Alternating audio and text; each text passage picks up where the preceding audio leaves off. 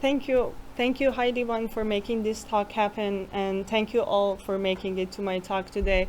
I know a million things are happening. I'm so grateful for you being here. The talk will take around 22 minutes. I will end by showing you a short 8-minute movie I made last year. But before I start, I would like to share with you that during the last few days, months, years, or forever, Iranians have been grieving a collective trauma. The tragedy of recent plane crash was pure salt on this open wound. I wish everyone peace. Okay, sorry about that. I don't want to, but I just had to put it out. I've titled this talk of Curiosities. The Cabinet of Curiosities have been always an inspiration to me. I feel my mental approach to a new environment is similar to the Cabinet of Curiosities function. This is how I came up with the title of the show, Road of Curiosities. I'm a fan of Dion's work. I believe Dion's redefined the Cabinet of Curiosities in the contemporary era pretty well.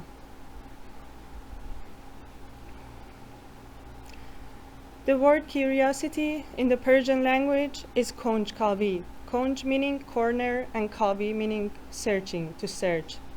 It is visual and poetic. Also, I believe it is what best describes my current state of mind. And of course, I chose Of Curiosity, not Road of Curiosity, after talking with Stephen Mattisio, who is here today. And I found out Of Curiosity has the more poetic and minimal quality. Also, being open-ended conceptually serves this talk better. I find myself more curious every day. I have been living in the US for the last 7 years and never left the country, not even to visit my home country, Iran. Not that I could and I didn't, I simply couldn't. What strikes me is that I didn't get used to my new environment. I'm more curious in 2020 than I was in 2013. I'm going to tell you why I'm obsessing about the word curious here. Most events in Persian history have been documented in literary rather than visual form. Unlike Western Europe, Iran does not have a lengthy or pervasive historical painting tradition as an independent form. Persian miniature existed, of course, as an illustration for a book or a separate artwork intended for an album. Although, according to Islam, depicting human figure is forbidden, Persian art under Islam had never completely forbidden the human figure. And in the miniature tradition, the depiction of figures, often in large numbers, is central. This was partly because the miniature is a private form, kept in a book or album and only shown to those the owner chooses. Literature and architecture are our powerhouses. I mention that to bring to your attention that the creativity happening in visual arts in the West was blossoming in architecture and literature in Iran.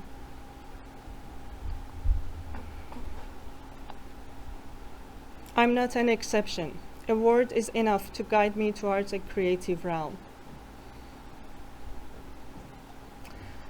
My first solo show in Tehran was called From Rooster series. I'll start with a picture of a rooster, the one on the left. My mother-in-law took this picture on one of her out-of-town trips. I printed out and kept it in my studio because I simply loved the form. I started painting a series of roosters. Something in its form and visual excited me. This was my first rooster painting that it didn't survive. Unfortunately, I painted on top of it. Tehran was emotional in those days. I remember I was also excited with emotions that I didn't have words for them. Between the years 2009 to 2012, I used to work closely with my friend Sara Ardehali. She is a poet. She lives in Tehran. We would spend hours and days working in shared space, or we would traveling around the country. It was carefree times we were living, nothing like what we are experiencing these days. Trusting a local to give you a tour of historical sites in the middle of nowhere and serving you watermelon off the road.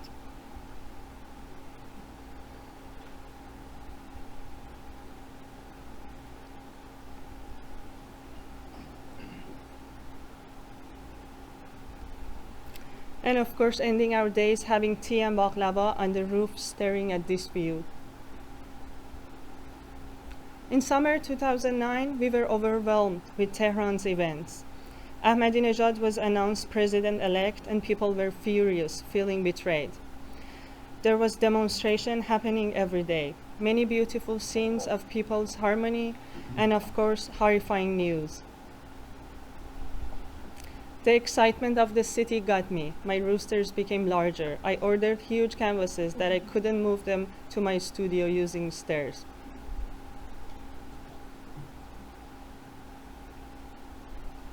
Sarah and I started visiting Sarah's family country house more often to get away from the overwhelming news and pressure of being in Tehran. The country house was located in Kordon, about an hour to the northwest of Tehran. We turned the second floor of the house to our studio spaces. We would spend a few nights every week away from noisy civilization.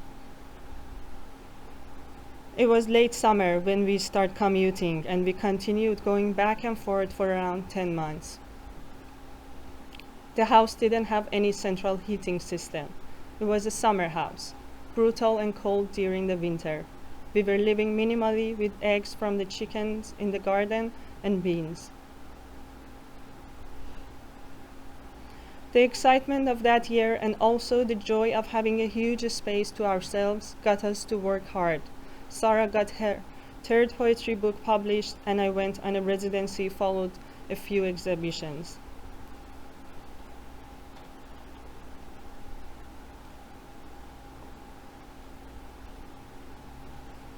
The read on my work at that time was that rooster is a symbol of any patriarchal society. Trapped roosters, fighting ones, struggling to fit in the modern world.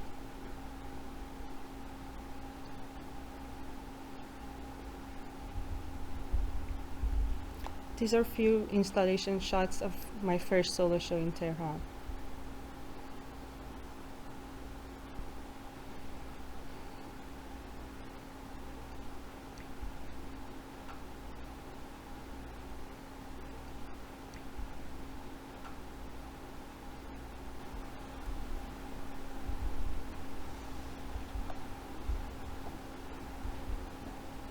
In summer 2011, I was invited to join a group of 5 international artists in a residency in Turkey. Once more, the read of my paintings was revealing the patriarchal structure of societies. Being in the Middle East was another reason for such a read. After I moved to the US, I became more fascinated about how your geographical situation can affect on how your work is being viewed. I moved to the US in summer 2013, to the middle of Pennsylvania State College, beautiful countryside. I stuck with my roosters, although I knew they are losing their charm as a proud patriarchal symbol to a cute, noisy farm chicken. My MFA thesis show, Glorious Invasion, was a series of paintings that I created while studying about Mongol invasion of the Middle East and lasting impact of collective traumas. In the Glorious Invasion, I used roosters as my characters. I explored the aftermath of Mongol invasion of Iran, which is a topic that has been covered extensively in Persian literature, but has not been significantly addressed through the visual arts. I wrote, in this series, I'm not attempting to illustrate a historical event. I'm instead looking to create an independent concept that can continue its life freely from the subject. I hope the work will bear a traumatic quality that can be extended to a collective history of humanity under its layers. Formally, thematically, and philosophically, I probe the aesthetic and ethical dilemma of representing an event that happened in 1220. In Glorious Invasion, I was studying the scholarly work of Professor Abbas Edalat, and he quotes in his work that in 5th to 11th century, the entire region of Central and Western Asia was in the grip of a significant cold spell, which lasted approximately 130 years, a period which has been named the Big Chill. This phenomenon caused a great economic depression in Iran and initiated the migration of many bourgeois families to India and warmer lands. The country, prior to the invasion, had lost its labor force, productive energy, and was weakened and unable to defend against uninvited guests. The environmental changes were in large part the cause of the trauma itself.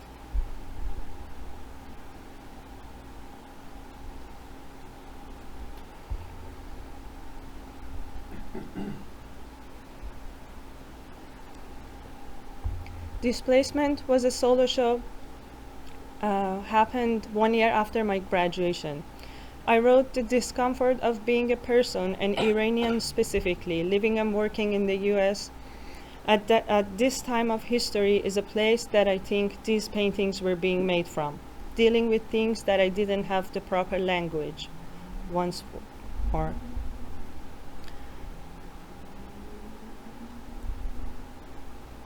I started Displacement series in spring 2016 when I was in the process to change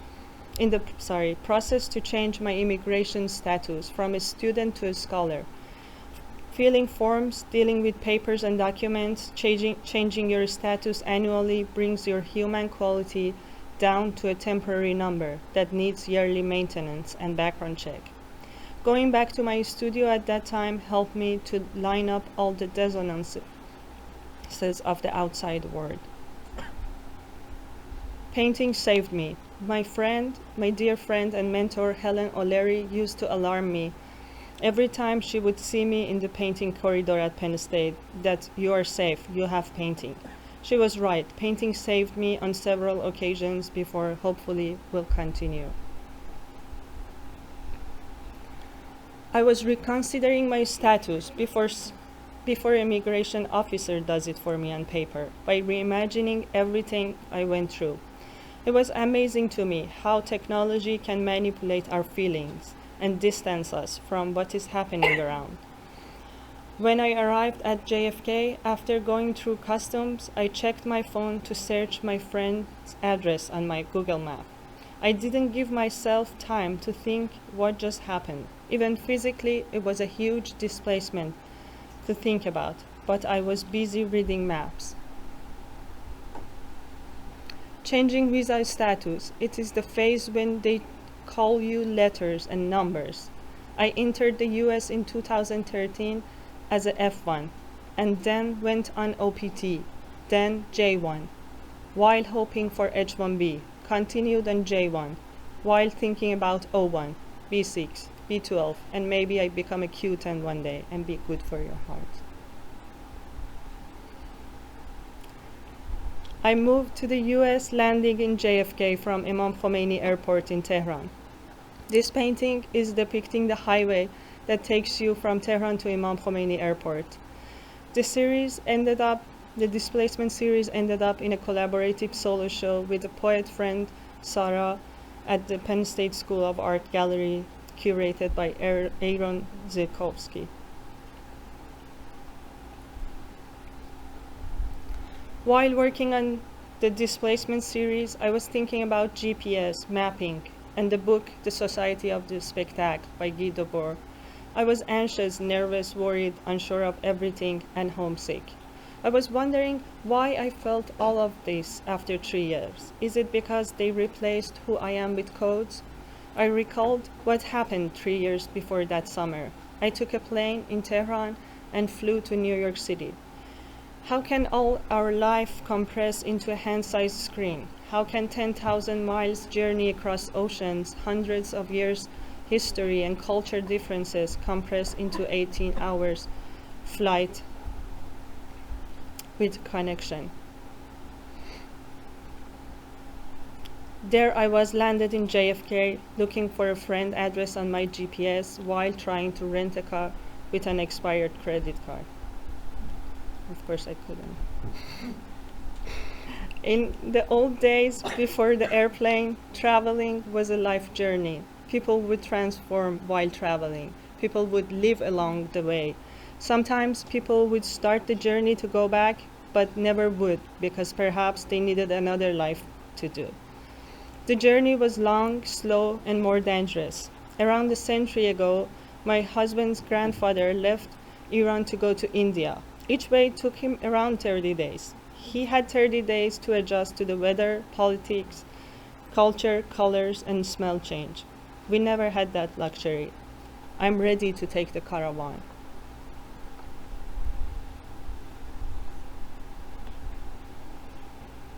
Being ready for caravan is definitely what led me to pay attention to my curiosities. I would like to begin by thinking about a few overarching concepts here. The two Towers of Babel painting here are the only two paintings in this show that I haven't painted in Houston. Recently, I wrote about this piece while thinking about artist's role. I painted the Tower of Babel right after Trump was announced as the president-elect. I was in my studio, furious with mixed feelings. Fear was the nerviest of all. I couldn't stop thinking about the Tower of Babel's story. I'm quoting from Encyclopedia Britannica. According to Genesis, the Babylonians wanted to make things great by building a mighty city and a tower with its top in the heavens. God disrupted the work by so confusing the language of the workers that they could no longer understand one another. The city was never completed and the people were dispersed over the face of the earth. The recent studio visits in Houston made me think more deeply about my Tower of Babel. The painting predicted the divided society we are experiencing today. Now it is clear what was the fear about. These sorts of events offered by painting are the ones that remind me to keep my faith in art. Artists used to be thinkers and philosophers. I believe they still are and should be.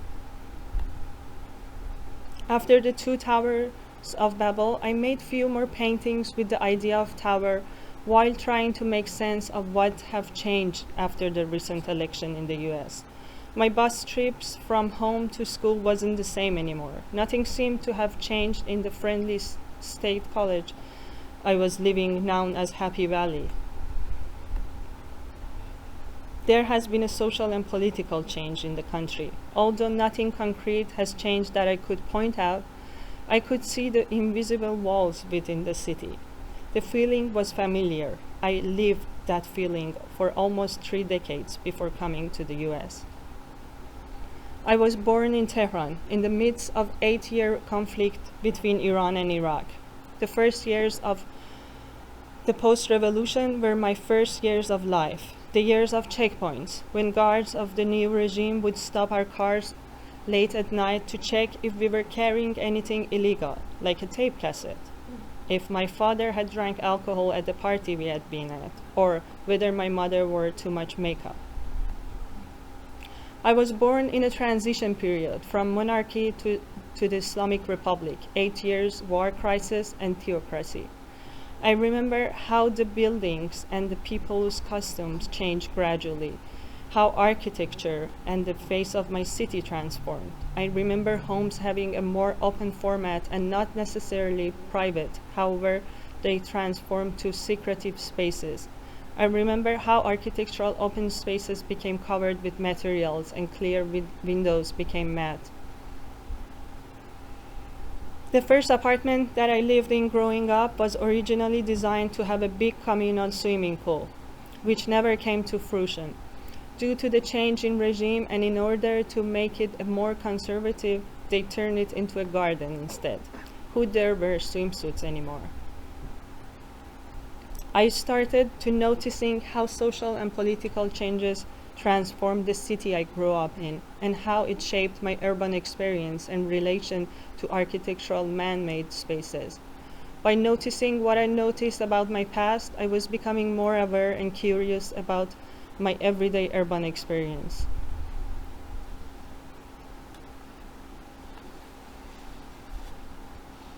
This body of work and view are all expect to result of 1 year of painting in Houston. They are the result of stories, events, sceneries, and memories that Houston contains in itself and reveals softly to a newcomer, combined with my memories of road trips and city life in Iran.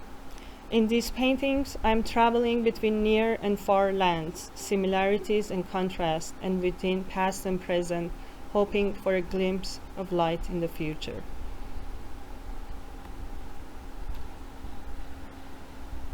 فصل سرما. لکلک جوان لپتاپش را بست. روی مبل راحتی نشست. پاهای بلندش را روی هم انداخت. بالهای سفیدش را زیر منقارش گذاشت. به آخرین باری که مهاجرت کرده بود فکر کرد.